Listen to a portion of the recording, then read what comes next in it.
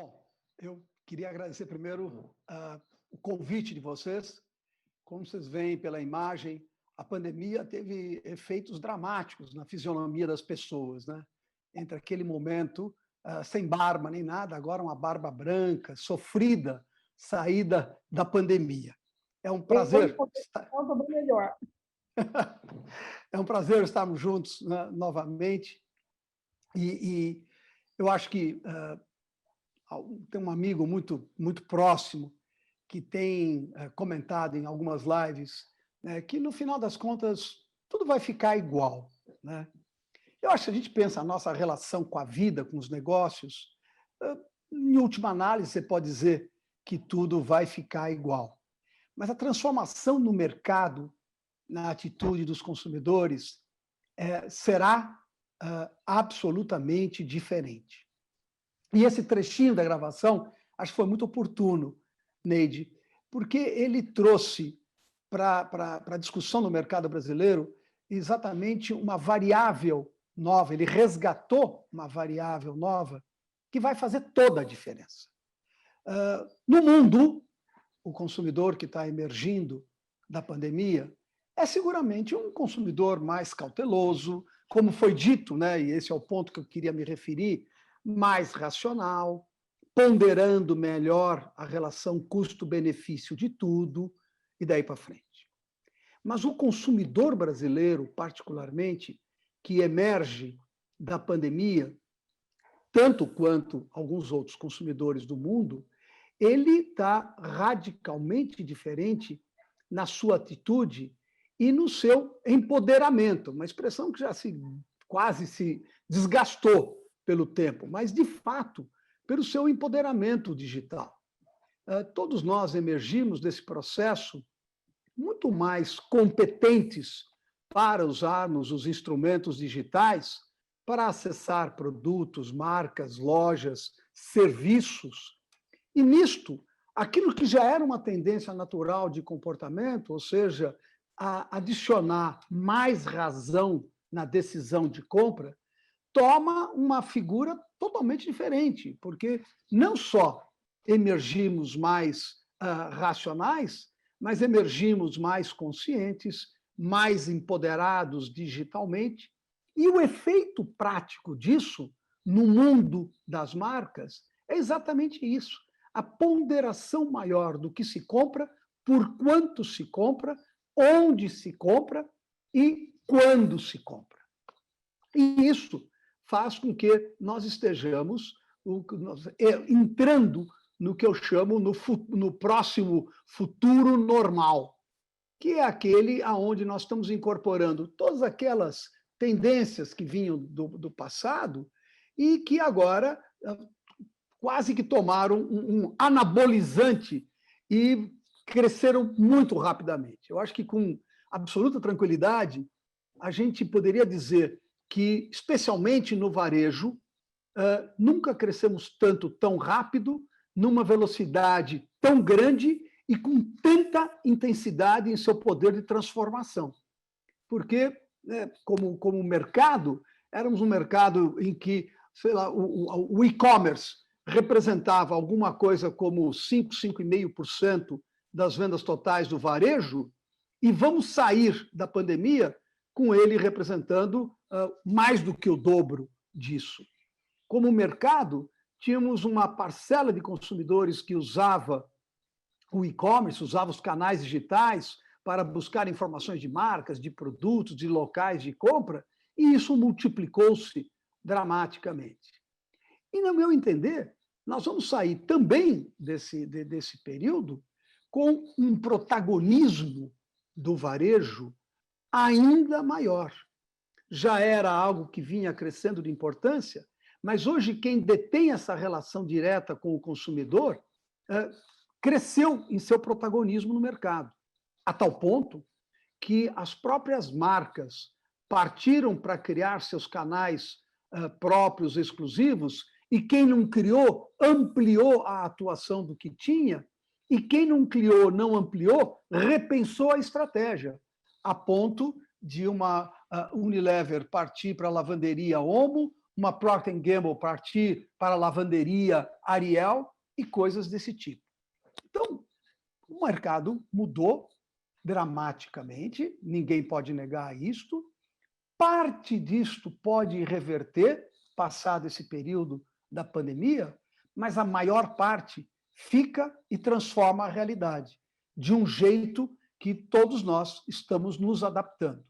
E aquelas empresas que foram mais visionárias em perceber o poder do digital saltaram à frente e agora trazem para o jogo os conceitos de ecossistemas de negócios, esta criação de alternativas e integração de negócios que os permita usar de uma forma absolutamente diferenciada a informação toda sobre o consumidor final para oferecer mais produtos, mais marcas, mais serviços, mais relações, mais promoção, tudo o mais que um ecossistema permite a partir do conhecimento atualizado permanentemente do consumidor. Então, é um privilégio, né, mais uma vez, estarmos juntos falando sobre o assunto marca própria, e eu acho que nesse próximo tempo que nós vamos estar trocando ideias, vai ser profundamente rico para todos nós, especialmente para mim. Obrigado pelo convite, Neide.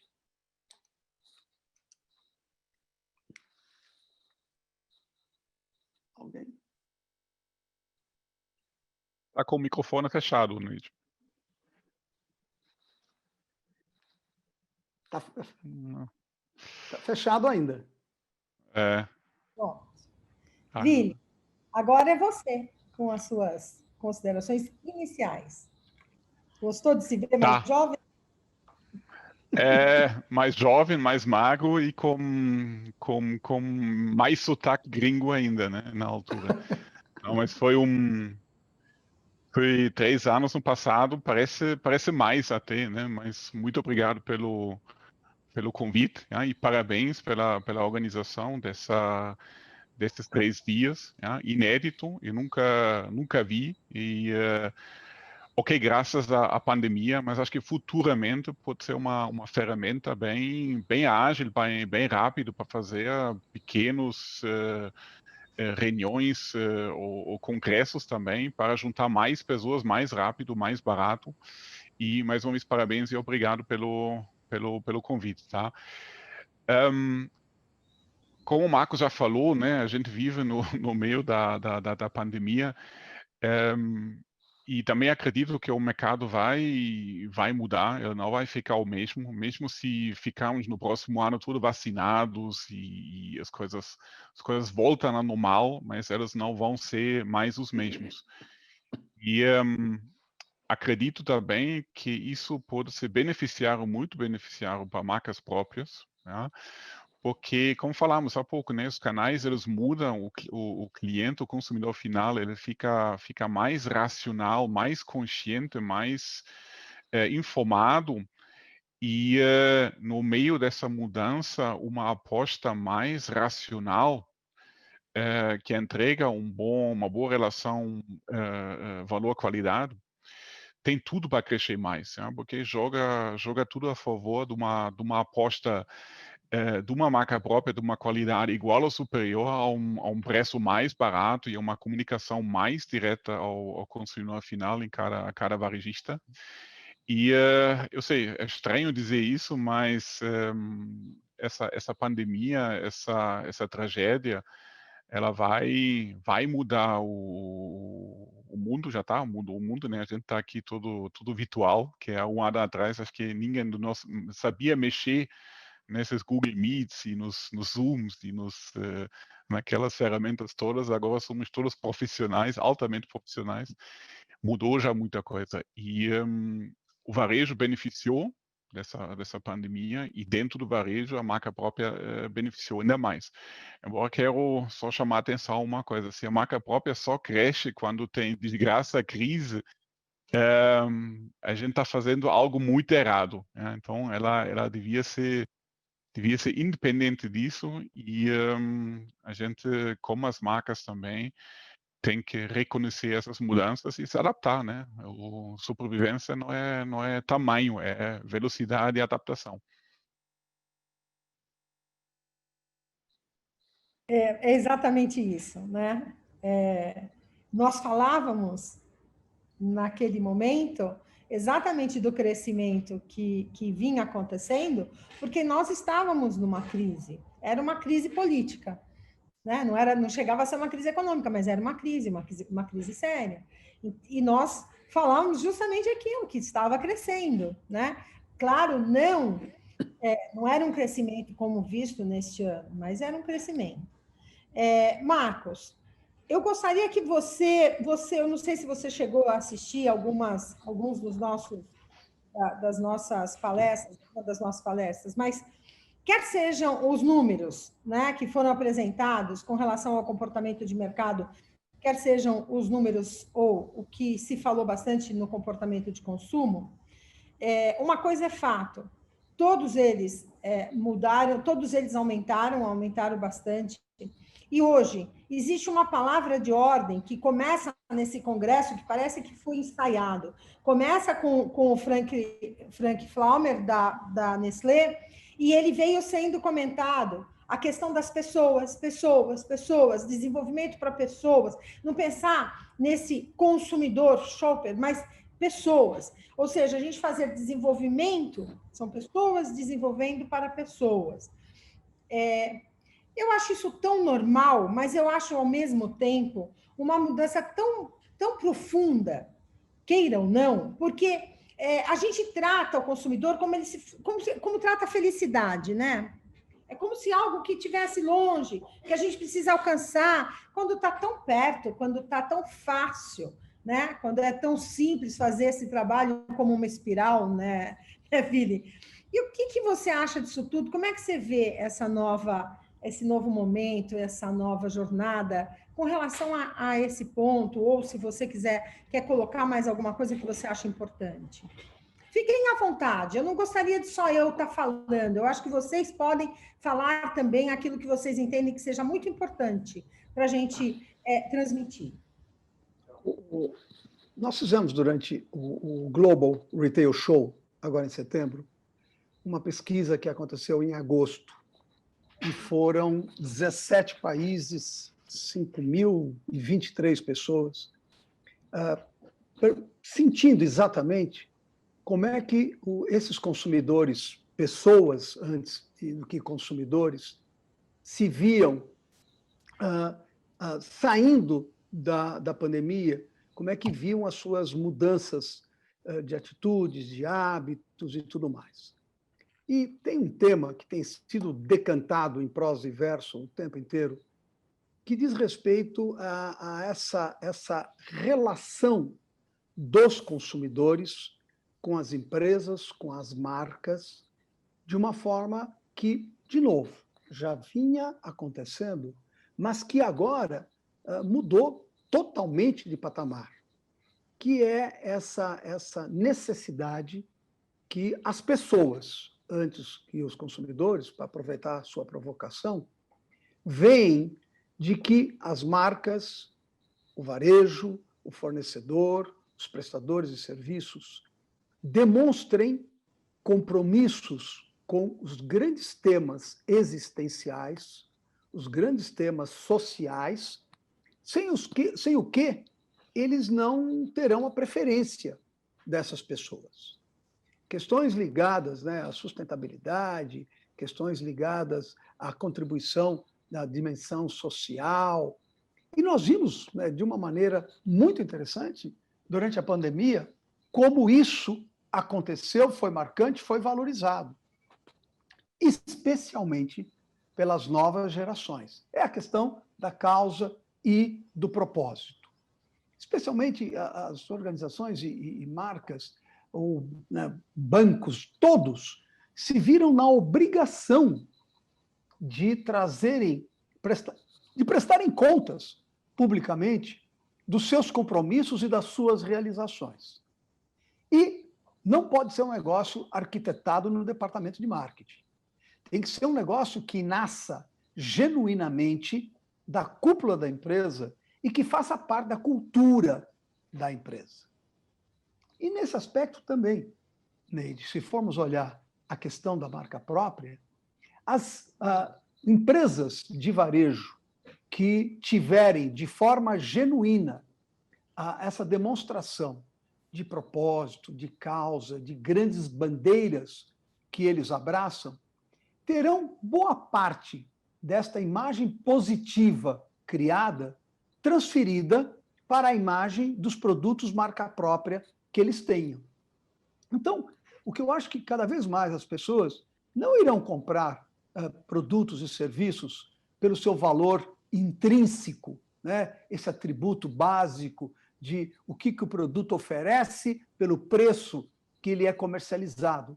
Mas as pessoas estarão também comprando produtos pelo que a marca que está por trás daquela marca representa de fato em termos de causas e propósitos. E isto virá no pacote do produto sem que seja dito ou escrito, pela percepção generalizada que se possa ter sobre o trabalho que tem sido feito de forma consistente por essa empresa, seja ela qual for, com esses grandes temas ligados a causas e propósitos.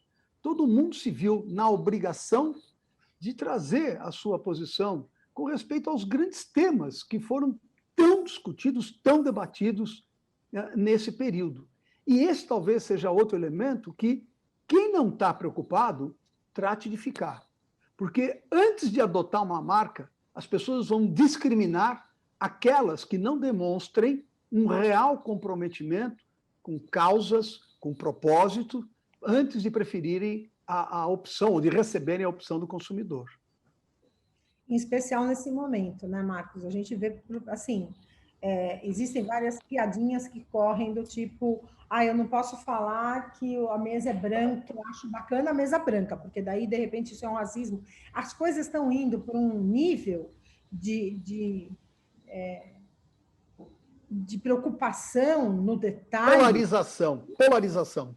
Muito sério, né? Você precisa estar atento absurdamente a tudo.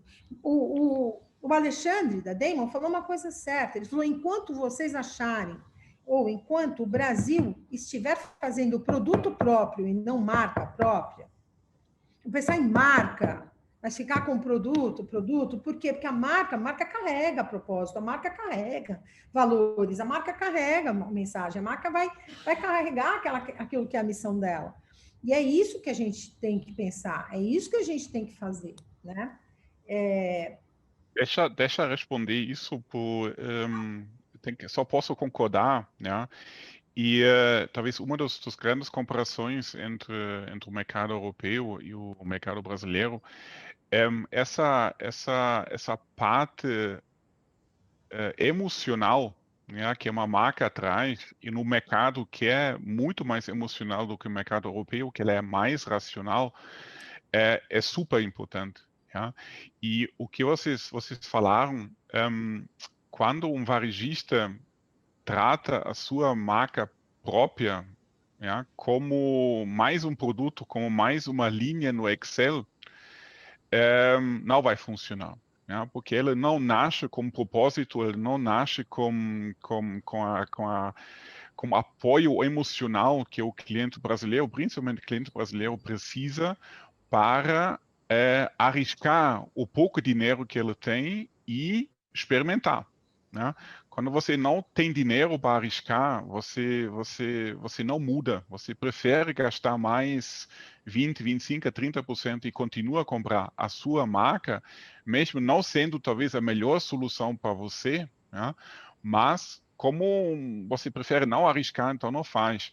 Se o produto não traz esse vínculo emocional, esse vínculo do propósito, do storytelling, toda aquelas soft skills, se fosse uma pessoa, aquelas soft skills de um produto, além de uma qualidade, obviamente, e um posicionamento do preço adequado, ele não vai funcionar.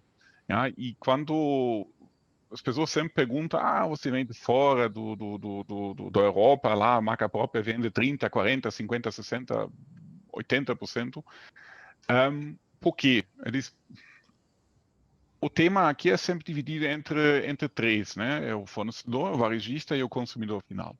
O consumidor final, eu acredito muito que se o varejo trabalhar bem e em boa parceria com a indústria, é um tema muito importante, vai funcionar. Né? Tem tudo para funcionar, porque funciona. O varejista conhece muito bem seu cliente, o fornecedor conhece muito bem o seu cliente também, e se os dois se juntam, tem tudo para funcionar. Mas se o varejista trata a marca própria como mais uma linha no Excel, mais algo que tem que trazer rentabilidade, mais nada,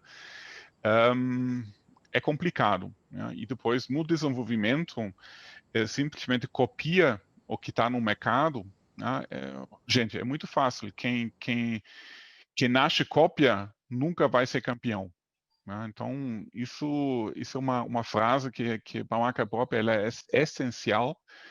E para eu fazer isso, eu preciso passar as fotos, eu tenho que focar no cliente final e eu tenho que ter esse vínculo de marca, esse vínculo mais emocional, mais brincalhão, mais storytelling.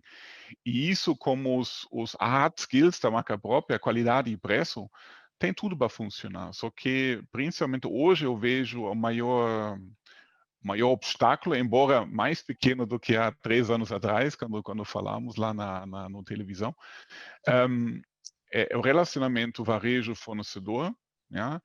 E o fornecedor que tem que entender, a palavra talvez errado, que deve entender que se eu me foco em outras marcas e não gasto energia, foco, tempo na minha marca, funciona. Né? Mas aqui no Brasil mesmo sendo 3 anos aqui e continua a ser brasileiro em formação,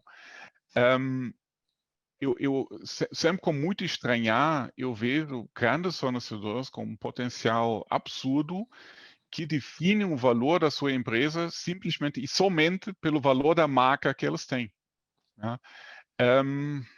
É perigoso isso, né? Porque tira o foco daquilo que o fornecedor devia gostar mais, produzir, né? Comprar mercadoria-prima, inovar, produzir melhor, transportar melhor. Isso deviam ser os pontos mais focais. Mas se a gente consegue criar uma cumplicidade maior entre o varejo e também confiança maior entre o varejo e o fornecedor, tem tudo para funcionar, junto com o Marcos disse, com aquele vínculo emocional, aquele propósito que a marca do varejista tem que ter, a sua marca própria tem que ter, senão ela vai morrer na gôndola, senão a gente vai andar sempre nos 5, 6%, e uma vez por ano a gente vai sentar e falar porque o bicho não está, a galinha não está voando, né? Então, deixa eu fazer um comentáriozinho, Neide. Eu sempre lembro, Neide, e me parece importante resgatar isto. Nós, toda vez que discutimos marca própria, especialmente aqui no Brasil, nós temos uma certa tendência a projetarmos a realidade no segmento de alimentação, fast moving consumer goods, certo? E aí, né, tudo que nós, há 3 anos atrás, já destacávamos, agora também, o fato de que nós temos uma outra realidade no Brasil, comparada com a realidade europeia, comparada com a realidade norte-americana, e daí para frente. Mas se nós pensarmos marca própria como algo mais abrangente, né, e sairmos das limitações do setor de alimentação, podemos ir para o setor de vestuário. Né? A reinvenção do setor, das chamadas lojas de departamentos orientadas para a moda, e estou falando de uma C&A, estou falando de uma Renner, estou falando de uma Riachuelo, estou falando até de uma Marisa e outras nessa linha, é que esse pessoal hoje opera 95 a 100%, 95 a 100% focado em marca própria. E o modelo de negócio transformou-se totalmente. Então, o varejo incorporou na sua atividade todo o processo de conhecimento, monitoramento, antecipação de desejos do consumidor, uma relação com os fornecedores muito distinta do que era no passado com os fornecedores das marcas nacionais, Mas o lado positivo, e vocês estavam exatamente pregando isso, é que a integração entre varejo e indústria fornecedora se fez em bases diferentes. Não é aquela relação, né, da queda de braço, aquelas coisas todas, mas olha, estão aqui as informações, estão aqui as tendências, vamos desenvolver junto, dentro de determinados price points, pelo qual nós segmentamos o nosso negócio, para ter, de fato, o produto certo na hora certa, no preço certo, para atender o consumidor. Até porque, né, vamos ser muito francos, a margem de erro que o varejo pode cometer na decisão equivocada de quantidade, preço e condição, a margem ficou muito menor, porque o erro hoje custa mais, apesar da taxa de juros real da economia muito baixa. Tá certo? Então, nesse aspecto, se nós olharmos e compararmos a realidade anterior, com taxas de juros reais altíssimas, o erro estava muito caro.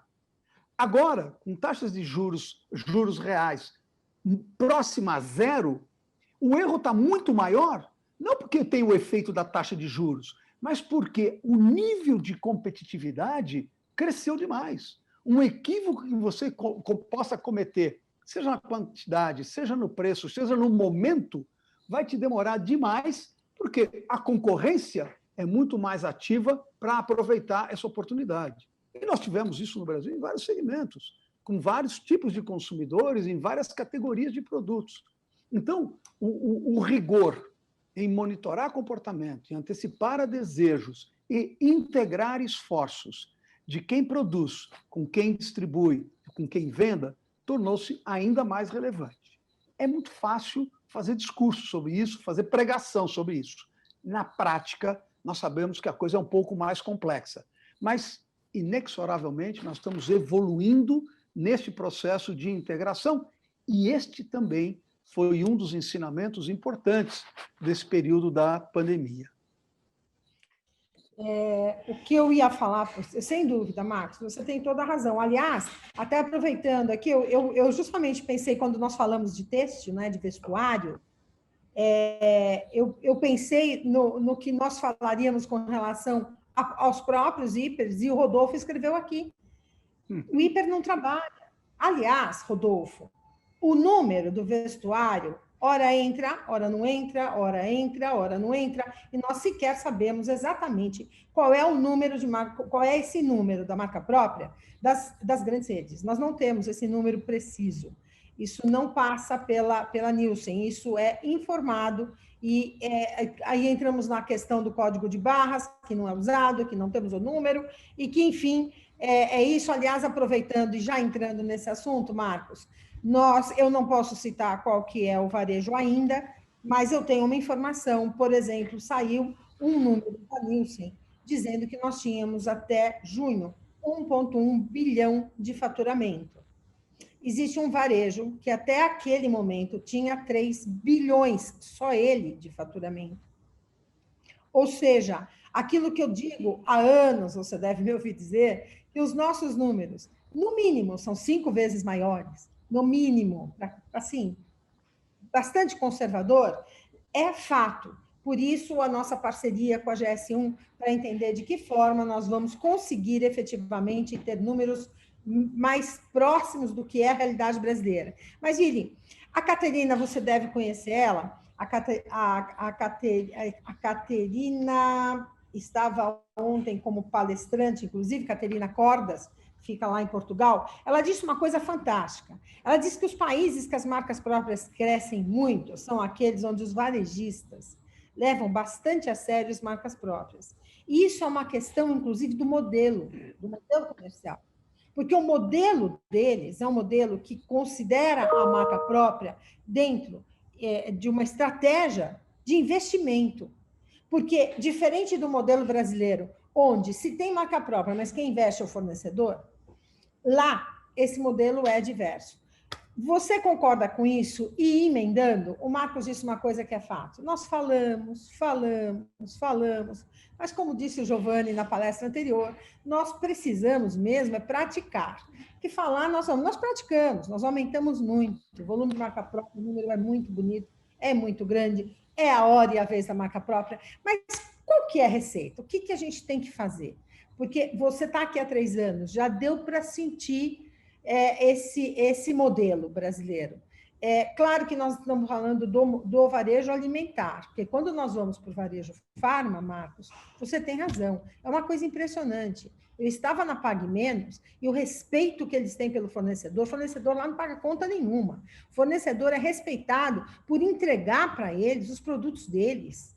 Sabe? É uma coisa, uma relação tão bacana, uma relação muito, muito boa. Eu tinha uma inveja danada da CVS, quando eu via lá estetoscópio, marca própria, depois eu vi tudo isso na loja, que nós vamos, inclusive, visitar amanhã online. Tem tudo lá. Nós não precisamos nem sentir inveja mais dos americanos, porque eles têm uma forma de desenvolver, eles atraem os fornecedores para eles de uma forma que é muito parecida, inclusive, com esse modelo europeu ou americano que seja. Queria muito que você comentasse sobre isso, Billy. Não, perfeito. Eu vi ontem a palestra e só posso dizer sim, só posso concordar com tudo que foi falado. E a grande diferença realmente é isso, como o Marcos também falou, ou como os americanos dizem, né? Talk the talk and walk the walk, são coisas diferentes. Agora, aqui, como falei há pouco, se o varejo e se a indústria trata a marca própria como mais uma linha no Excel, como mais uma marca, como algo virtual, não vai rolar, não vai funcionar. E o segredo, principalmente ontem que foi falado, né, os varejistas, elas abraçam a marca própria como principal ferramenta de percepção de preço, percepção de qualidade, fidelização. E se uma vez vocês varejistas, entendem isso, não tem outro caminho mais, ja? Porque quem acaba controlar o meu negócio, se eu só vendo marca, que controla meu negócio é a marca. Né? Então, eu basicamente, eu varejo, só fico com a parte chata do negócio, né? Logística e checkout, loja. Mas eu não tenho controle sobre desenvolvimento, sobre produtos diferenciados. Também eu tenho que seguir os preços do mercado, eu tenho que seguir os promoções do mercado. Então não tem muita graça. E na Europa isso mudou, né? Não foi um processo um dia para o outro, foi um processo, a gente vê lá participações 40%, mas isso são 30, 40 anos de evolução dentro do varejo. E qual é a grande diferença? Um varejista, imagina, você é um varejista, você é dono do varejista e você quer fazer a marca própria. Né? Então, o pior caminho que você pode fazer é simplesmente copiar os melhores marcas que você tem na sua loja e simplesmente vender elas 10, 15% mais barato. Não vai funcionar. Você tem que investir em pessoas, você tem que investir em relacionamento com os fornecedores e você tem que ir à casa do fornecedor. Você tem que conhecer a realidade da indústria. Né? Você tem que ir lá à fábrica, visitar, entender processos e se dentro desse processo o varejo consegue criar um time de especialistas que são, eu sempre brinco com as pessoas, que vocês têm que ter uma perna comercial e vocês têm que ter uma perna industrial. E as duas pernas, elas têm que ter o mesmo tamanho. Se uma perna é maior do que a outra, ou você cai, ou você só anda às voltas, não se mexe. E isso demora, né, para criar essa confiança entre varejo e indústria e criar esse conhecimento. Ja, vai acontecer uma coisa muito simples.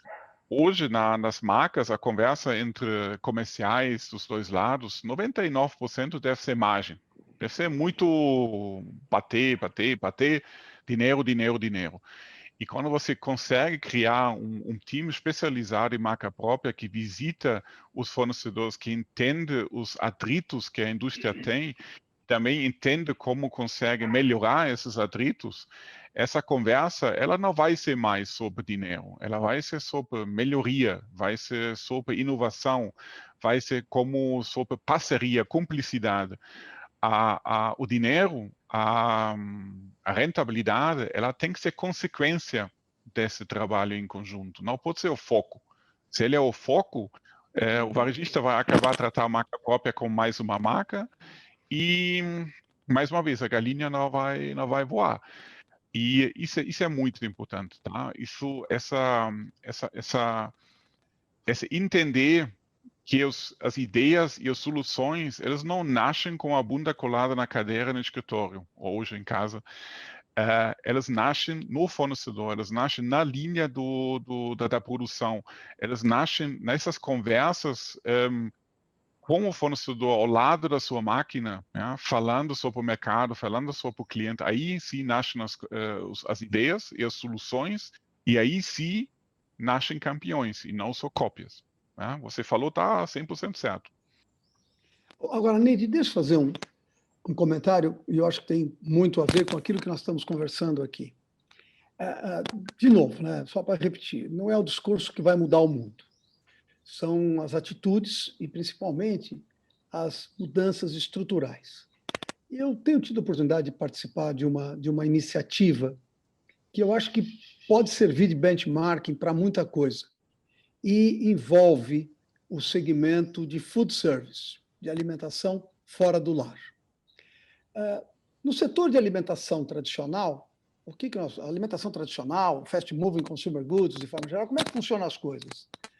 Tem a indústria fornecedora, é representada pelas suas entidades e associações, sendo uma delas a BIA. Quem distribui é representado pela Abras, regionalmente, APAS, e daí para frente. E aí, cada um fica em defesa das teses que são relevantes para os seus representados.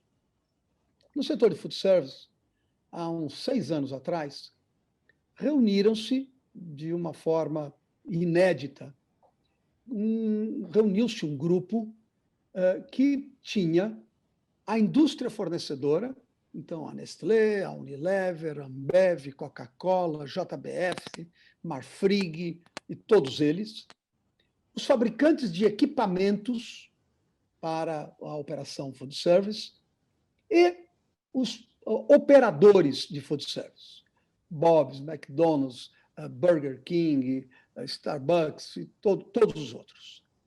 E decidiram integrarem-se para criar uma entidade que reunisse a cadeia de valor, e não um segmento ou outro segmento, mas toda a cadeia de valor. E o ponto de partida dessa entidade foi criar uma base comum de informação sobre o consumidor, as suas preferências, seus hábitos, sobre as suas atitudes, e fazer um monitoramento semanal de tudo isso, compartilhado entre todos. E, gente, o Brasil, até onde eu saiba, é o único país no mundo que tem uma entidade, uma associação, que reúne toda a cadeia de valor de um segmento que teve como ponto de partida o conhecimento e o monitoramento do mercado para que todos aprendessem juntos e discutissem soluções, discutissem transformações a partir da realidade atual do mercado e da realidade projetada do mercado. Bom, o resultado disso é que esse grupo, no qual até hoje nós participamos, tem trazido uma contribuição para a evolução do setor de food service incrível, porque, de fato, todos passaram a discutir as tendências, as oportunidades, a forma de fazer crescer o segmento de food service, e não o fornecedor do segmento de food service, o operador do segmento de food service, o prestador de serviço ou o revendedor de equipamento. Então, é um pouco nesta lógica, né, de transformar estruturalmente para precipitar uma mudança na forma de pensar.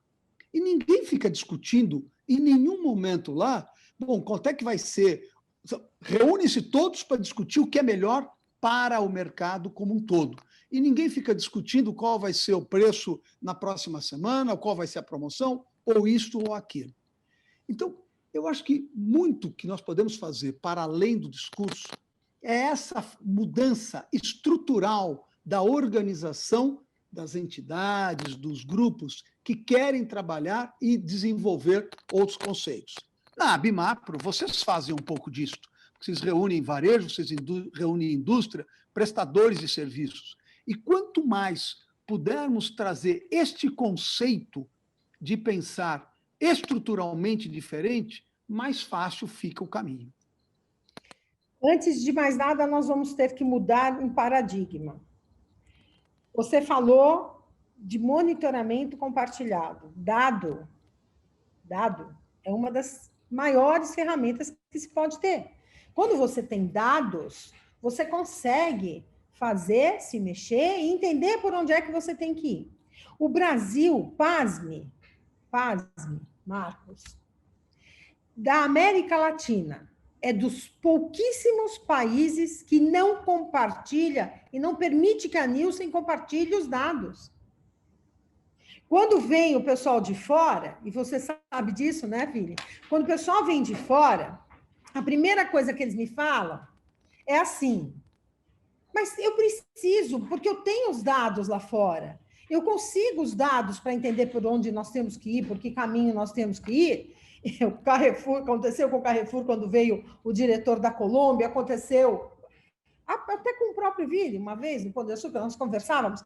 Não temos, porque aqui existe um paradigma, sabe, no varejo alimentar, existe um paradigma de que eles não podem fornecer, a Nielsen não pode fornecer os dados. Acaba que eu tenho os dados lá na Kantar.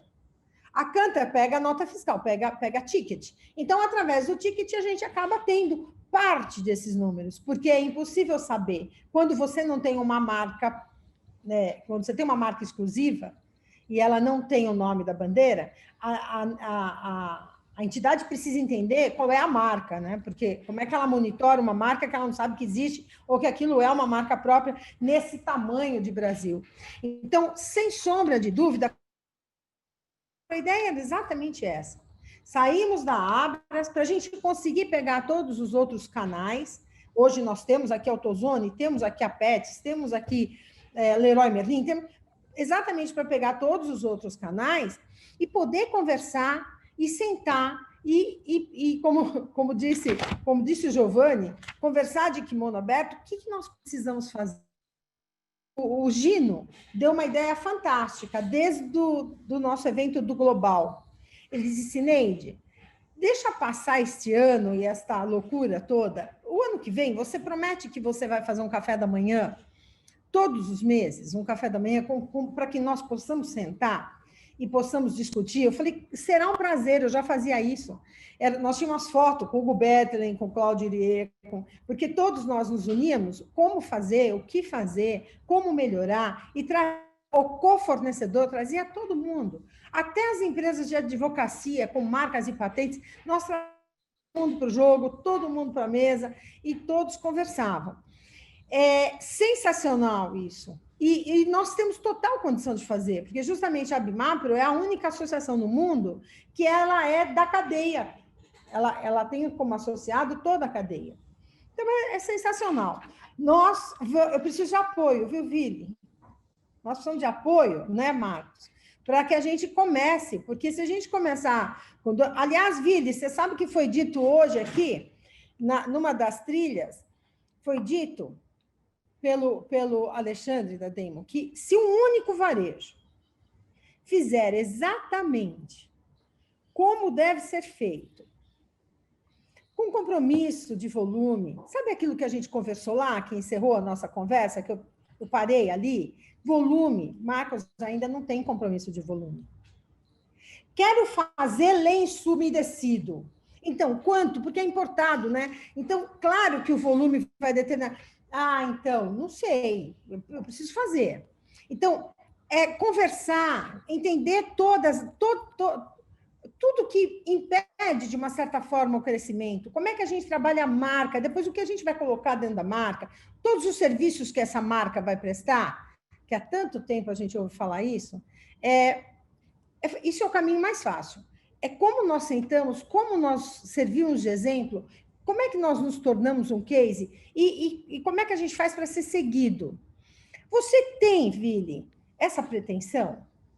Porque, parênteses, Marcos, toda vez que eu ligo para o Vili, ele está sempre viajando, cara. É uma coisa impressionante. Ele vive no fornecedor. Se você quiser fugir do Vili, vai para o dia. Porque ele está sempre viajando, ele está sempre conhecendo de perto o fornecedor. Certo, Vini? Tá certo, e não vejo outro caminho, né? Porque, como eu falei, né? As soluções estão lá, e eu detesto estar em escritório, e eu detesto estar em reuniões. Onde eu gosto mesmo de estar é ao lado da linha da produção do fornecedor, entender como funciona e entender como eu consigo melhorar a vida do fornecedor para transportar essa melhoria para o meu cliente consumidor que tem na loja. E não, mas eu conheço bem o Alexandre Mendes da Damon e ele tem 100% razão, e a gente é um pouco crítica para que vamos dizer, os amigos da marca própria e os entendidos da marca própria no Brasil, a gente começa a falar muito em marca, em posicionamento, em propósito. Vamos lá, vamos construir a casa de baixo para cima e nós vamos começar como escolher ou discutir sobre a cor do telhado. Primeiro, a gente tem que fazer o básico bem feito. E o básico bem feito é produto. É produto, é qualidade, é logística. Realmente garantir que o produto chega na loja todos os dias, que o cliente tem o seu produto todos os dias, que ele pode comprar todos os dias o seu produto, na qualidade que a gente quer, que a gente combinou com o fornecedor, e que o fornecedor consegue trabalhar bem, que ele tem programação, que ele consegue produzir melhor, que deixa a máquina mais tempo funcionando. E essas melhorias, esses ganhos, a gente depois tem que investir realmente em marca, em comunicação, em presença na loja. E que eu vejo muitas vezes aqui que a marca própria, ela nasce e o varejista ou as pessoas que trabalham a marca própria, elas soltam logo 5 passos para frente e esquecem do básico. Né? E eu nunca... Isso é agora uma pequena crítica para o varejo brasileiro como um todo, não leva a mal, tá? Mas eu nunca vi um varejo que trabalha com tanta ruptura como no Brasil. Né? Na minha antiga vida na Europa, se a ruptura era mais do que 0,5%, rolavam cabeças, era um escândalo, era o CEO da empresa ia descer com toda a fúria para entender o que está acontecendo. Aqui, 10, 15, 20, 30 é aceitável, não pode ser. E a marca própria, ela não vai nascer nesse ambiente. Né? Não pode. A marca própria, ela tem que ter ruptura zero. Ela tem que ter preferência na encomenda, preferência no recebimento, preferência na loja. E essa dedicação que a gente falou há pouco do varejo, o cliente vai perceber, o cliente vai entender. Caramba, tá todos os dias, tá lá na gôndola grande, muitas unidades, tá com muito arrojado dentro da loja. Caramba, eu vou experimentar, eu vou comprar. E só assim a gente vai mudar o mundo. Agora, sim, marca, posicionamento, propósito é importante, mas hoje o varejo e a indústria, a gente não trabalha bem.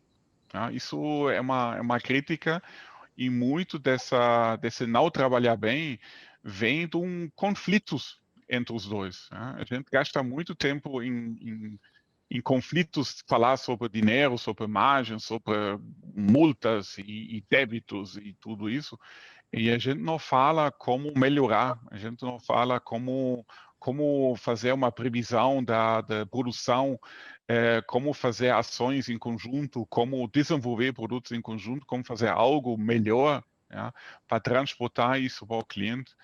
E por isso eu digo, ja, a gente tem que fazer o básico bem feito, 100% de acordo com o que o Alexandre disse ontem.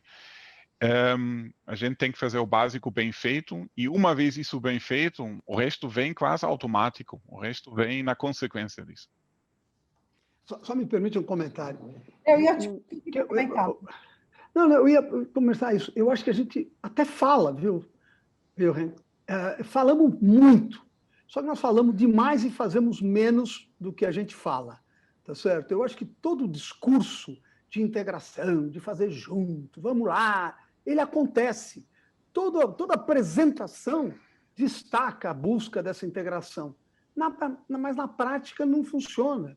Até porque, quando você pensa, todos os modelos, né, de compensação de funcionários parte a parte do princípio que você tem que tirar o máximo ou do teu fornecedor ou do teu varejista, e não a combinação dos dois.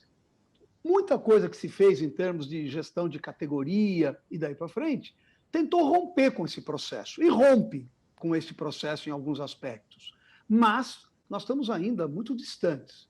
Mas eu queria insistir, nós estamos sempre, né, pegando muito a realidade do mundo do supermercado, do hipermercado, da conveniência. Se nós formos buscar a inspiração, e a Neide trouxe aí o exemplo do setor farmacêutico, ele já nasce com uma outra visão, porque as relações não são, digamos assim, tão atritosas como acontece no mundo do super e hiper.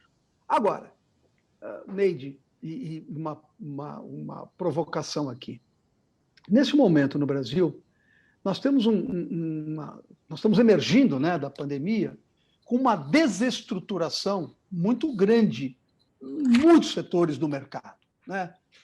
Só para falar de varejo, enquanto o setor de atacarejo está com crescimento superior a 20% sobre o mesmo período do ano passado, tá certo? Os hiper e supers, alguma coisa entre 8%, números de referência, tá? Cada um é um, entre 8% em relação ao mesmo período do ano passado, enquanto as farmácias com baixo crescimento de 1 dígito em relação ao ano passado, material de construção com crescimento em torno de 15% em relação ao ano passado, no mesmo período. Você vai para outros setores e segmentos, como vestuário, calçados e daí para frente, ou a própria alimentação fora do lar, com um desempenho muito abaixo do ano passado.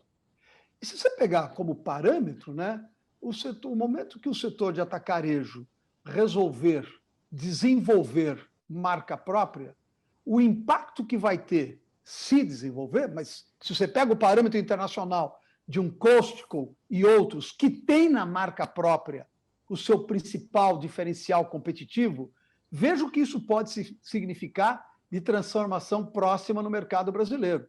Porque o que vai melhor no setor de alimentação no Brasil hoje é exatamente o chamado atacarejo, que é esse híbrido, né, que nós criamos aqui no Brasil, a jabuticaba que nós criamos aqui no Brasil no setor de varejo. Se esse setor abraçar marca própria, ele traz consigo uma transformação estrutural do mercado muito grande. E não é se, é quando será. Porque que será, será. É só uma questão de tempo. 100%. Agora, deixa eu só responder, Neide, porque é um ponto fantástico que você trouxe agora. E deixa eu fazer uma pergunta. Por que o atacarejo, não é uma pergunta retórica, por que o atacarejo funciona tão bem e cresce tão bem? Esse ano ele cresceu, mas nos anos antes ele cresceu ainda muito mais, quando o varejo durante 5 anos andava brincar nos mesmos, do lado, eu não fazia nada, fazia toda a ginástica do mundo e não desenvolvia. E por que o atacarejo funcionou? Porque, caramba, ele faz o básico bem feito. E ele é muito superior, logisticamente, ele é muito superior simplesmente à disponibilidade da mercadoria na loja, né, do que o varejo. O varejo complicou. E não conseguiu acompanhar o resto do mercado. E o cliente fugiu para o atacarejo. O atacarejo é mais barato, sim, mas não é a razão principal. Acho que a razão principal porque ele é bom naquilo que ele faz e ele não pretende ser mais do que ele é. Né? E isso no atacarejo fascina-me. E que você falou, se um dia o atacarejo, quando o atacarejo vira os canhões para a marca própria, Vai explodir, vai, sem dúvida nenhuma. Agora, eu tive há 2 anos, 3 anos atrás, uma conversa com o Belmiro do Açaí, tá? Grande homem visionário. Tá? Eu fiquei super impressionado com ele. E ele, na altura, disse: olha, acho fantástico o trabalho da marca própria que vocês estão fazendo, só que hoje, há 2 anos atrás, não é o nosso modelo de negócio. Né? O nosso modelo de negócio é CNPJs pequenos, que a gente vai atender da melhor forma possível, e isso hoje complicaria o meu sistema interno. Eu, para já, não quero fazer, porque eu não preciso fazer, mas um dia a gente volta falando. E essa visão de não sair desse caminho, desse básico bem feito, e atender o meu cliente, o meu foco, e não perturbar, não desviar, não começar a inventar, essa visão fez o atacarejo crescer tanto no país. Ok, a gente fala um pouco contra as marcas próprias aqui, mas vai acontecer, eu concordo com você. E o modelo deles, em grandes quantidades, poucos SKUs, em grandes quantidades, permitem depois a construção da indústria 100% focado naquelas marcas próprias dos atacarejos. Aí sim vai acontecer uma revolução muito mais rápida do que a gente está falando, como você falou, a gente está falando há 30 anos a mesma coisa, né? Então, só não vamos esquecer que o grande aumento que a gente teve do atacarejo foi por uma questão também de hábito de consumo. Nós tivemos uma mudança no hábito muito forte e que por isso também o atacarejo caiu, né? Os números de ontem da Nielsen mostram que, inclusive, há muito tempo o hiper não subia e ele subiu. Os últimos números mostram um hiper... Mas Onete, atenção, esse ano é um ano muito atípico, né? O atacarejo sofreu porque falta restauração gastronômica, né? Que era uma grande fatia deles, e esse consumo transferiu para casa, e aí o HIPA, o HIPA, aquele menino doente já há 10 anos, esse ano ganhou um balão de oxigênio. E agora espero que eles transformem esse balão de oxigênio numa experiência de compra um pouco mais agradável do que era no passado. Só que o IPA, ano passado, o IPA era um paciente morto. Toda a gente pensava vai morrer. Né? E esse ano não fazia comparações, mas no próximo ano eu tenho certeza o atacarejo volta outra vez a destacar do resto do mercado. Sim, especialmente se o consumo fora de casa voltar aos níveis, se não o que era, mas pelo menos próximo ao que era. Mas, Marcos, uma coisa bem interessante é que no estudo da Nielsen existem 3 grandes oportunidades. Uma delas é justamente o cash. A oportunidade da marca própria, porque eles não têm nada ainda. Quer dizer, a hora que entrar, na hora que eles despertarem para a marca própria, efetivamente o número vai crescer muito, vai crescer em níveis que nós nunca crescemos no Brasil. Um outro canal de oportunidade é o online, né? Porque realmente, se nós olharmos a Amazon e olharmos a aquisição da Amazon, a última notícia dela entrar no canal Pharma, né? Realmente é uma coisa que é para se pensar e uma super, super, mega, hiper oportunidade.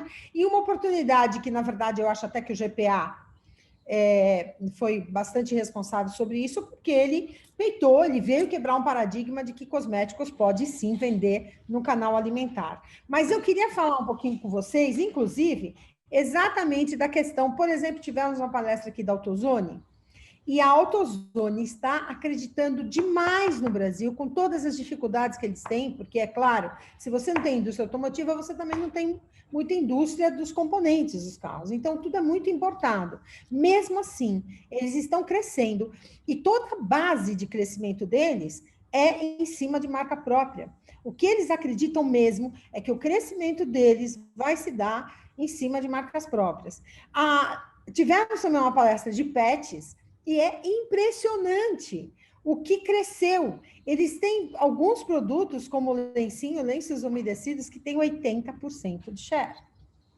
Então, assim, vem crescendo muito outros segmentos. Mas o que vai amanhã, eu vou mostrar, eu quero ver se a gente consegue mostrar para todo mundo, e ineditamente, você sabe, né, Marcos, a Decathlon é bastante fechada para mostrar qualquer coisa, é uma empresa bastante familiar, mas o Didier me dizia que eles, inclusive, com todas as dificuldades da importação, gente, eles têm 80% de marcas próprias. É uma coisa, assim, sensacional, né? É aquilo que você falou. Se a gente olhar só para o canal alimentar, que nós estamos falando do canal alimentar, o vídeo é do canal alimentar, mas cabe aqui a gente conversar sobre os outros canais. A Leroy Merlin está fazendo um trabalho lindo de marcas próprias. Tem hoje itens que a gente não tem ideia, né? Outro dia eu fui pegar, não é só a furadeira, a parafusadeira, é a torneira, é o vaso sanitário, é a tampa, é a cortina, não é só a tinta, não é aquilo que a gente fala, é a tinta, a lixa. Não, não. Hoje, o número de itens que vem crescendo é uma coisa muito interessante, porque faz parte agora do core business deles. Eles querem marca própria tem importância dentro da estratégia do negócio deles. Então, eu acho que isso é sem dúvida de suma importância, porque a gente tem todos esses outros canais crescendo muito. Mas, Vili, olhando, inclusive, esses outros canais, entendendo a forma como eles se comportam, o que você deixaria para nós, assim, para todo mundo que está nos assistindo, que não vale ser, não vale. Eu tenho uma pergunta aqui, que basta vermos o sucesso do hard discount na Europa, né, do Lidl, que cresce 2 dígitos por ano, e a própria jardinagem da Leroy Merlin, que está com bastante marca própria. O que você diria, mas mais do que diria, o que fazemos? 2021 nós vamos mudar, nós vamos começar um movimento onde a gente efetivamente já crescemos, gente, nós não podemos reclamar, nós crescemos bastante, mas nós temos tanta oportunidade. O que você diria para a gente, mais do que diria, como é que você pode até contribuir, né, com um movimento que a gente possa começar? Depois eu convido o Marcos também a participar, para que a gente possa efetivamente implantar um programa de crescimento de marca própria no Brasil. Programa é assim, onde a gente tinha mais sucesso em mudança, é a mudança de cabeça. A gente fala aqui não resultados, a gente fala aqui em números. A gente fala, primeiro tem que se mudar as cabeças para realmente criar uma revolução. E essa mudança ela tem que ser de cima para baixo e de dentro para fora. Né? E assim, eu sempre falo, olha, pega nos CEOs, nos CCOs, nos diretores da empresa e visitam fornecedores da sua marca própria. Vão às casas deles, vão ver como eles funcionam, ouvem o que eles têm para dizer, ja? Que eles entendem muito mais da categoria do que o varejo. O varejo, agora, outra crítica ao varejo, ai meu Deus, ninguém vai me contratar mais depois. Não ficam dentro da bolha do Nielsen e do Kantar, porque essa bolha, essa zona de conforto, ela é agradável, mas ela limita completamente a decisão que a gente vai tomar, e toda a gente acaba tomando as mesmas decisões. É tipo o Waze. Quando o Waze manda toda a gente para a mesma rua, vai entupir na mesma, vai dar problema da mesma. Agora, pega no CCO, saem do escritório, levantam a bunda da cadeira, vão junto com elas para a indústria, ouvem o que elas têm para fazer, veem como se faz um pão, como se faz um detergente, como se faz uma pizza, veem como isso funciona, e encontram soluções com elas. Agora, como a gente vai fazer isso? A gente devia, no lugar de vocês, né, da organização e como interessado no crescimento da marca própria, é assim, eu estou super interessado que a GPA, que o Gino faz um bom trabalho. Eu estou super interessado que a Alan do Carrefour faz um trabalho excelente. Porque só se todos nós fazemos um bom trabalho e só assim a marca própria ela vai descolar. E por isso devíamos, talvez, cada 3 meses ou cada 2 meses, fazer um fórum aberto, ja, trocar boas práticas e fazer isso acontecer. Não é uma questão de concorrência aqui, não é um vai ser melhor do que o outro. A gente está numa fase bem tão primordial, tão ovinho ainda, ja, que aquela ideia concorrência, matar o outro, pisar o outro, não vai fazer diferença nenhuma, mas vai estragar vai pisar uma plantinha que chama Marca Própria, que está no meio da Avenida Paulista num domingo, e um dia vai crescer, vai dar fruto, vai, mas por enquanto uma pisada valente, ela vai e volta outra vez 5 anos no tempo. Agora, comunicação, troca de boas práticas e, caramba, vamos todos os fornecedores, organizamos visitas aos fornecedores e levamos pessoas que decidem o futuro do varejo para lá, para eles verem como isso funciona e quais são os dificuldades que o fornecedor tem e como a gente vai resolver. Isso, uma vez feito, o varejo vai ficar muito mais interessante para a indústria, vai ficar uma noiva muito mais bonita e vai ter muito mais. Depois copiam, vamos criar apóstolos, ja, e vamos fazer crescer esses apóstolos para eles contaminam positivamente o resto do mercado. Mas a gente não vai resolver isso com apresentações, PowerPoints, Nielsen, Kantar e olhar para uma tela que esse ano já chega sentado e ficar olhando para uma tela. Vamos, quando permite, né, a situação permite, vamos lá fora e vamos visitar fornecedores, vamos encontrar certeza absoluta. Quando eu posso fugir, eu fujo sempre a fornecedor. Marcos, eu vou pedir para você falar, mas eu preciso te dizer uma coisa, Vili. Eu preciso te falar de uma experiência própria, né? Eu sou conhecida na minha área, como engenheira química, eu sou conhecida como uma pessoa que gosta demais de inovação. Uma vez eu sentei na frente de um varejista, eu tinha feito uma inovação fantástica. E eu sentei na frente de um varejista e ele disse para mim, mas você não me trouxe os produtos? Eu falei, mas como é que eu vou te trazer produto da minha marca? Se eu estou falando que eu quero fazer algo para você. Bom, na sua empresa atual, eu também fiz isso há algum tempo atrás. Na tua empresa atual eu posso falar, não posso falar na anterior. Então, é assim, o que eu acho que precisa muito? A gente precisa de mais de treinamento de equipe de marca própria.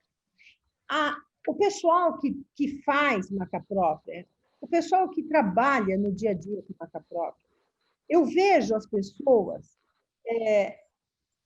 me ligarem e pedirem assim, eu quero um produto, você me manda, olha, um desinfetante, mas é isso que você quer? Exatamente assim?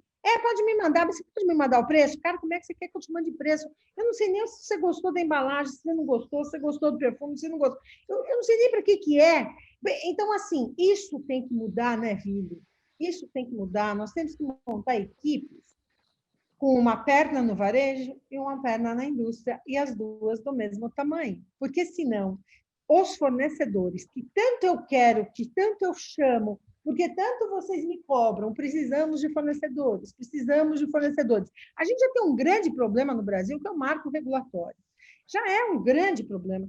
Se a gente, além disso, ainda não trouxer para a mesa fornecedores, e esses tiverem a possibilidade de conversar, fica criado aqui, neste exato momento, o Fórum Brasileiro de Fornecedores.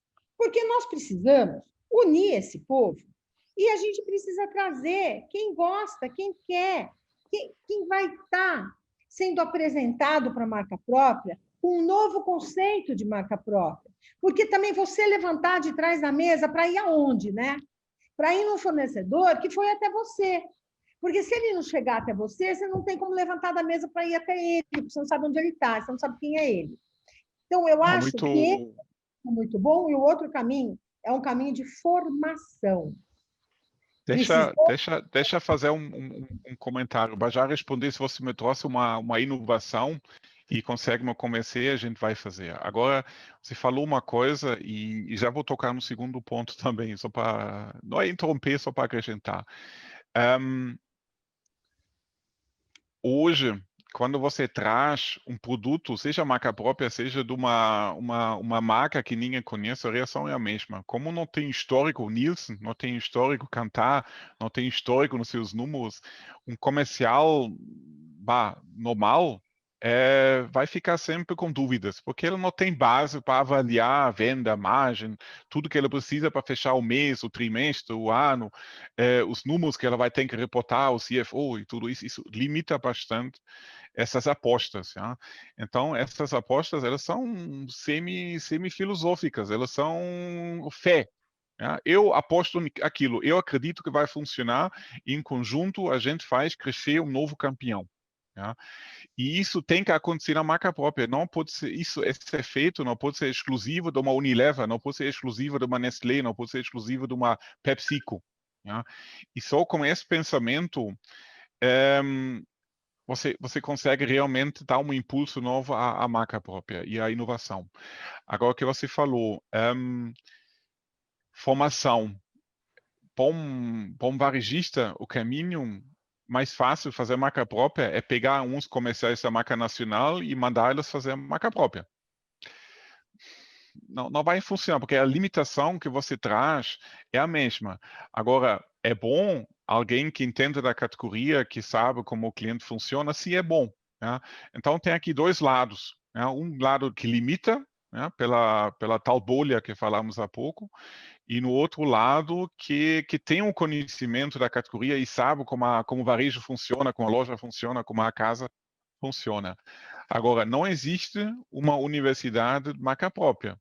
Né? E talvez, Neide, isso talvez é um caminho em conjunto com todos os varejistas, criar realmente uma formação, aquela que falamos há pouco, aquela troca de boas práticas, aquelas ideias e os cases de sucesso, analisar em conjunto e tirar em conjunto as conclusões para fazer o básico bem feito. Né? Que acredito hoje ninguém faz o básico bem feito aqui, com exceção do Atacarejo e do Pharma. Né? O Pharma fez um trabalho espetacular. E por quê? Porque elas fizeram isso com determinação e não se deixaram desviar, e também porque são produtos que não existem marcas, está errado, mas é um negócio muito mais racional, né, do que emocional. Então, ajuda também. Embora no alimentar, eu concordo 100% com vocês. Existe, talvez no Brasil, 10, 15, 20 pessoas que sabem trabalhar a marca própria. Eu brinco com eles, eu chamo eles unicórnios, porque eles são tão raros, bichos tão raros, e são fáceis para assustar e para matar, tá? Mas concordo, tem que haver uma universidade da marca própria. Talvez a ideia seria essa. Uhum. Marcos? Você está muito ativo, viu, Marcos? Não. Eu estou prestando atenção e aprendendo. Eu falei desde o começo. Mas o que eu ia comentar é o seguinte. Tem muita gente que acha que aquela expressão, continuar fazendo a mesma coisa, esperando resultado diferente, é a definição de insanidade. Atribuíam isso ao Einstein, tá certo? Mas não é verdade, não é do Einstein essa expressão, não. Mas eu acho que tem que fazer diferente, Neide. E talvez um pouco a partir da experiência do food service que nós temos participado, talvez reunir indústria, varejo e ter uma base de dados subvencionada por esse grupo que seja o ponto de partida de tudo. Porque se a informação for comum e for discutida, analisada, e se ambos estiverem comprometidos em contribuir, não é para o crescimento da marca própria, é para um mercado mais saudável. É algo que está adiante da queda de braço, né? Ganha você agora, no mês que vem ganho eu, mas pensar um mercado mais saudável, especialmente num cenário onde a competição se torna muito mais acirrada, talvez todos vão ganhar. E anteriormente nós estávamos falando, né, o atacarejo vai crescer, vai mudar a marca própria, os hipers vão eventualmente voltar àquela tendência anterior de perda de participação, porque esse crescimento, e com o que eu concordo, ele é pontual e tem muito a ver com o fato de que ele vendia essencial e ele pode ficar aberto quando outros estavam fechados. Okay? Mas, se pensarmos de uma forma mais abrangente, Quanto tempo vocês acham que o Magalu, a Via Varejo ou a B2W vão se tornar mais presentes no fast moving consumer goods e na alimentação de forma geral? Eles estão criando as suas plataformas de ecossistemas de negócio e, necessariamente, eles vão se tornar muito mais fortes, muito mais presentes nesses setores. E quanto tempo vocês acham que eles vão demorar, depois de entrar nesses setores, para começarem a trabalhar marca própria, como a Amazon faz nos Estados Unidos? Porque na hora que você domina a informação toda, você pode agir de uma outra maneira. Então, eu acho que nós temos que compartilhar essas visões comuns para onde estamos caminhando e aí pensarmos de maneira integrada para criarmos as soluções que sejam mais adequadas para o conjunto desses participantes e não isoladamente um braço ou outro. Bem. Tá certo, deixa eu só comentar aqui um comentário aqui do Quintarelli. O que ela fala aqui é essencial, né? A gente já falou isso durante a nossa conversa, mas sem compromisso, sem cumplicidade no seu sentido positivo entre o varejo e a indústria, sem o varejo cumprir um compromisso de longo prazo, né? Pelo menos um ciclo de investimento da indústria, não vai rolar, né? Porque hoje, se um fornecedor vai apresentar um produto novo, só para pegar seu exemplo, e ele vem com um custo de R$2, eu sei que desses R$2, R$1 é segurança pela imprevisibilidade do varejo. Isso claramente é um erro do varejo, que o varejo não gosta de assumir compromissos, que está errado, né? O varejo gosta das coisas transacional, que está errado, né? E se o varejo não aprende cumprir esses compromissos e deixar um negócio bem limpo, bem transparente, bem open book, talvez, né? Porque o open book ajuda imenso para os dois lados entendem como o outro funciona e tira essa discussão desnecessária sempre sobre dinheiro de cima da mesa. E se o varejo se compromete de médio e longo prazo e se sabe fazer planejamento de encomenda e sabe receber, sabe pagar, e sabe colocar à venda os seus próprios produtos, aí sim vai funcionar. Mas concordo plenamente. Se o varejo, mas muitas vezes também a própria indústria, né, que procura dinheiro rápido e solta gafanhoto uma planta para outra e também não funciona. Então, marca própria não é um sprint. Marca nacional é um sprint. É um sprint fechar o mês, um sprint para fechar o trimestre, um sprint para fechar o ano. Marca própria é uma maratona. É um médio e longo prazo. É um casamento entre o fornecedor e varejista. E, mais uma vez, como um casamento só funciona se você escolhe bem seu parceiro ou sua parceira. Tá? E tem que ter um pouco de amor. Né? Se não tem amor, as coisas não vão funcionar. Até amor não resolve, não. Tem que ter respeito. Amor também não segura casamento, não. Mas amor ajuda para acelerar no início, para chegar ao respeito. Ô, Marcos, os 60 a mais que eu digam, só segura respeito, qualquer relação. Por isso que a gente disse durante esse evento, nós precisamos ter uma quinta geração de marca própria, geração respeito. Se você chama um fornecedor, se o fornecedor vai te visitar, se essa relação for uma relação de respeito, eu não tenho a menor dúvida que o negócio vai acontecer e que vai ser bom para ambos, porque se não for bom para ambos, também não vai durar. Nenhum negócio dura, nada dura, se não for bom para ambos. Mas, gente, chegamos aqui... Deixa eu só falar uma coisa, porque você me lembrou aquelas coisas só gringo repara quando chega aqui. Por favor, varejo, acaba com os box de negociação e aquela sala de espera para os fornecedores. É uma falta de respeito. Ainda gravando, Eu acho, coisa de governo. eu acho isso horrível, horrível mesmo. Por isso, acabam com isso, recebem os fornecedores, recebem os parceiros como deve ser, como se fosse a sua casa, né? Ou vão, melhor ainda, vão à casa deles, mas aquela sala de espera, depois aquelas caixinhas de criação de coelhos, não sei como outra palavra para isso, é uma coisa do 20, 30 anos atrás. Por favor, acabam com isso. Faz uma confusão. Com certeza. Você pensa igual, Marcos? Não, eu acho que foi bem dito, e acho que nós estamos até de alguma maneira nos repetindo. Eu acho que o ponto de partida é ter a visão comum. E para ter a visão comum, tem que exercitar o relacionamento, tem que exercitar a proximidade, tem que exercitar o respeito. E, gente, vamos ser francos, não se muda cultura e atitude por discurso. Não se muda a forma de ser de uma empresa por uma placa na parede.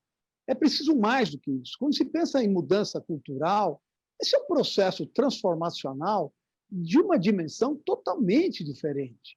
Agora, algumas organizações estão, de fato, crescentemente preocupadas com isso e estão caminhando desta maneira. Vamos buscar o benchmark em outros setores. Muitas vezes a gente fica batendo, né, na mesma pedra o tempo inteiro, esperando que quebre. Vamos buscar benchmark um pouco fora do setor, que vai ajudar a enxergar isso talvez de uma maneira diferente e vai facilitar o caminho. Perfeito. Muito bem. Pessoal, acho que é isso. Agradeço imensamente vocês pela participação. É sempre muito bom que nós podemos conversar sobre esse setor que é tão inspirador, né? Porque eu digo que agora a gente começou até a ter inspiração na marca própria para depois fazer outras marcas. É sensacional. É um setor em franco crescimento, com todos os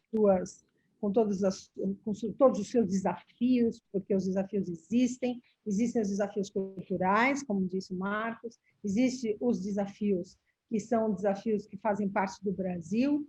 Nós temos pouca possibilidade de escolas, de formação, mas a gente tem que fazer a nossa parte e tem que ir atrás e tem que promover.